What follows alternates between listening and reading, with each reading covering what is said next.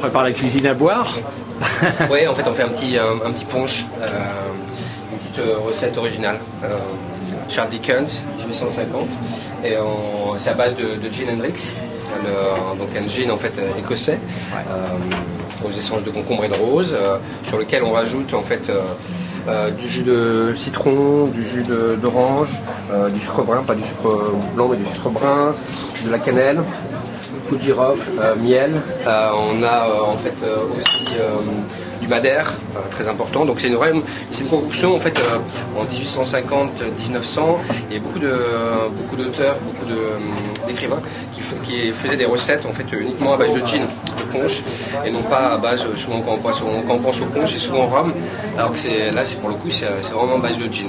Ah, mais il faut situer ta référence, tu dis à cette époque-là, mais c'est vrai qu'aujourd'hui c'est la murder party de l'hôtel. Voilà, tout à fait, exactement. Et donc Hendrix s'insère exactement dans ce cadre en fait, figure. L'idée c'est vraiment en fait toutes les recettes qu'on va créer, en fait qu'on va réaliser plutôt ce soir, ce sont des recettes en fait qui vraiment des époques 1850-1930, donc vraiment l'époque victorienne en fait sur le monde, là où en fait est aussi l'événement un petit peu du cocktail. L'avènement du cocktail, le cocktail est né dans les années, vraiment le cocktail 1802, et ensuite les premières recettes vraiment originales avec notamment Jerry Thomas, en fait un grand auteur, c'est 1862. Donc le boom des cocktails, c'est vraiment 1860-1900.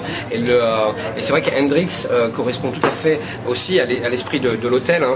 Ce qu'il faut savoir, c'est que l'hôtel où nous sommes ce soir, c'est là où est mort Oscar Wilde, donc qui est aussi une grande figure de l'époque victorienne.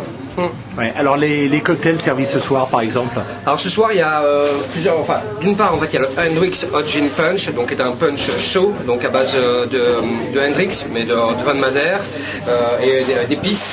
Sinon Eric, sur les 4 cocktails en fait on va faire un Perfect Lady qui est une variation d'un White Lady.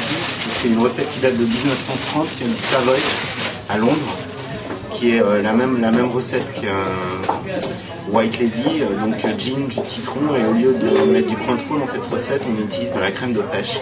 C'est assez subtil et très frais comme cocktail. On va faire aussi l'ancêtre du martini qui s'appelle le Martinez. Le Martinez donc, qui a été inventé avant Martini avec du vermouth italien. Bon, là on va utiliser un vermouth qui est la recette originelle du vermouth, ça s'appelle Campane Antica. Donc moitié vermouth italien, moitié gin avec du bitter aromatique et un zeste d'orange. Et on fera un cocktail beaucoup plus contemporain, là c'est une variation d'un Tom Collins à base de gin avec du jus de concombre, donc jus de concombre, jus de citron, sucre, gin et rallongé avec du soda ou de l'eau gazeuse. Ok, et Thierry, parle-moi un petit peu de la tenue vestimentaire qui sied à Hendrix. En vrai, c'est vraiment peut-être pas forcément le chapeau melon, hein, mais c'est vraiment l'époque victorienne. Donc on est en fait tout le monde est vraiment habillé en costume d'époque avec des grandes chemises, des gilets, c'est vraiment des redingotes énormément. De l'époque victorienne, en fait, on s'habillait, surtout les femmes, s'habillaient très chic, en fait, des grandes robes. Et non, c'est toute une ambiance que Hendrix, c'est vraiment pour le coup, quand on voit même la bouteille, c'est vraiment une bouteille d'apothicaire, un peu médecin, le côté très peut-être quasiment médecin du village, en fait, qui a sa potion, pour une sorte de guérisseur. Et pour le coup, là, le gin a voulu vraiment en fait, s'inscrire vraiment dans toute cette époque victorienne. Donc, lorsqu'il y a des soirées en fait, comme celle-ci, les gens sont habillés en fait, d'époque. Les cocktails en fait, sont d'époque. Souvent, en fait, il y a une calèche. En fait, il y a un vécu aussi d'époque.